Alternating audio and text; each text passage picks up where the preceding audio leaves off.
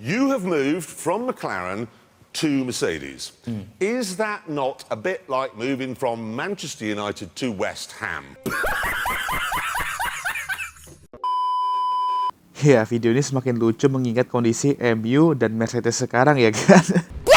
Ya, tahun 2023 bukanlah tahun yang baik untuk Mercedes dan Lewis tentunya. Bahkan semenjak regulasi baru yang datang di 2022, Mercedes, jangankan sedominan dulu deh, mau menang aja sulit. Tapi tentu kita nggak akan bahas soal Mercedes musim ini. Mungkin nanti aja lah pas akhir musim kalau emang dapet topik yang lumayan menarik untuk gue bahas. Karena hari ini gue mau bahas keputusan yang mengubah karir Lewis Hamilton di F1, yaitu gimana dia secara mengejutkan pindah dari McLaren ke Mercedes di 2013.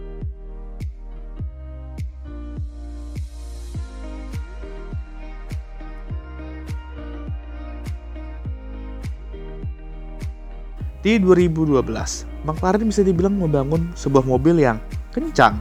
Mobil itu khususnya di tangan Lewis mampu kenceng dalam one lap pace, sehingga banyak orang menganggap bahwa awal musim McLaren itu memiliki mobil terkenceng. Tapi, seperti yang kita tahu, kenceng dalam one lap pace tidaklah berguna jika dalam race mobil mereka amsyong. Kayak sebuah tim saat ini yang gak perlu gue sebut lah ya, karena gue yakin kalian udah pasti tahu lah siapa yang gue maksud. Nah, mobil McLaren 2012 ini sebenarnya lumayan kenceng di race, tapi seluruh paket tim McLaren saat itu benar-benar inkonsisten.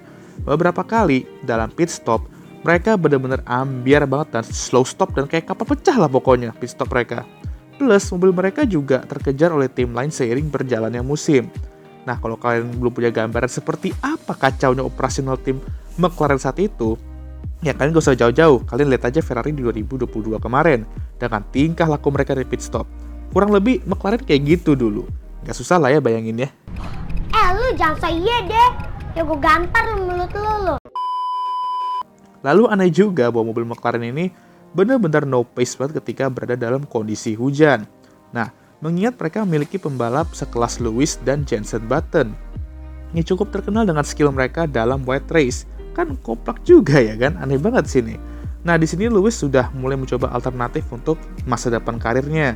Karena dia sendiri juga frustasi banget melihat tim McLaren ini yang memiliki mobil kenceng tapi ada aja kelakuan-kelakuan operasionalnya. Nah, yang bikin dia kesel lagi, beberapa kali dia sedang nyaman mimpin balapan di depan, santai gitu kan, dan kalau misal timnya nggak berulah lagi di pit stopnya, dia bisa menang dengan mudah karena pace dia tuh benar-benar kenceng banget. Tapi mesinnya malah lebih mudah untuk mate. Tentu saja kita tidak bisa melupakan beberapa tweet-tweet legendaris Lewis Hamilton dulu mengenai telemetri yang menunjukkan data dia dan Jenson saat qualifying di Belgian Grand Prix, yang membuat tim McLaren marah tentunya dan memintanya untuk take down tweetnya. Lalu soal dia kecewa karena Jenson nge-unfollow dia di Twitter, yang pada akhirnya dia sadar kalau JB dari awal emang gak pernah nge-follow dia di Twitter. Lu so asik banget. Asli, kalau ini terjadi di era sekarang, gue yakin bakal meledak di Twitter, jamin gue asli. Tapi dari sini aja kita bisa melihat betapa frustasinya dia dengan kondisi McLaren sekarang, dan beberapa jurnalis sudah memprediksi bahwa Lewis untuk keluar dari McLaren itu udah hampir banget pasti dan dia bakal pindah ke Mercedes.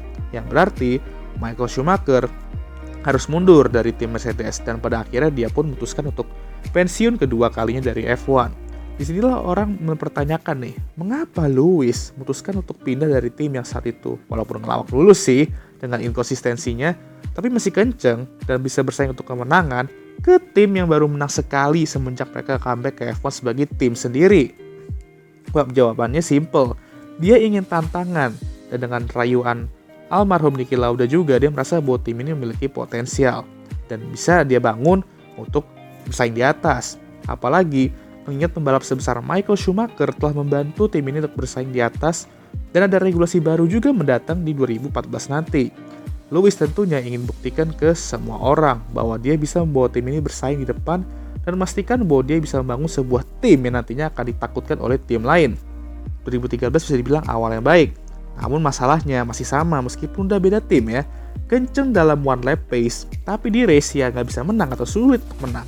Nah, jadi keinget lagi ya kan, seseorang pembalap musim ini yang pole melulu tapi nggak menang.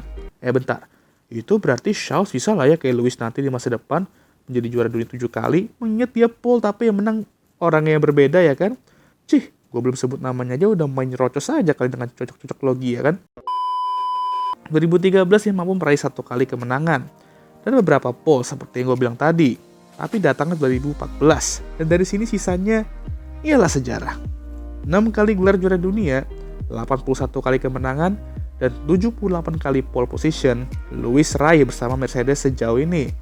Dan sudah resmi juga mereka setidaknya akan menjadi duo sampai 2025. Nah, entah apa lagi achievement-achievement yang mereka bisa raih ke depannya. Tapi kalau dilihat-lihat kondisi Mercedes sekarang, dan Lewis Hamilton yang kemungkinan karirnya di F1 gak bakal bertahan lama lagi, gue rasa bakal sulit untuk melakukan hal-hal luar biasa lagi seperti era di mana mereka mendominasi dulu. Dan tentunya kita akan melihat tweet-tweet lucu Colt LH44 kalau Mercedes kayak gini terus. Yang gue perhatikan dari Lewis semenjak dia pindah ke Mercedes ialah dia bisa menjadi dirinya sendiri. Dia mampu menampilkan style yang dia suka, bekerja sama dengan brand-brand ternama yang mungkin dia juga deket dengan orang-orangnya, circle-nya juga nggak main-main, lebih open lah intinya. Itu juga yang membuat dia, menurut gua, mampu membuka suaranya mengenai human rights juga. Dan hal-hal kayak gini tentu berpengaruh ke mentalnya karena dia bisa lebih relax. Dan di track pun juga, akhirnya dia bisa mampu mengeluarkan ultinya dan lebih relax juga. Jadi yang awalnya kita ngira dia membuat keputusan suicide atau bunuh diri untuk pindah dari tip papan atas ke tip papan tengah, ternyata akhirnya ini merupakan keputusan yang mengubah karir Lewis di F1.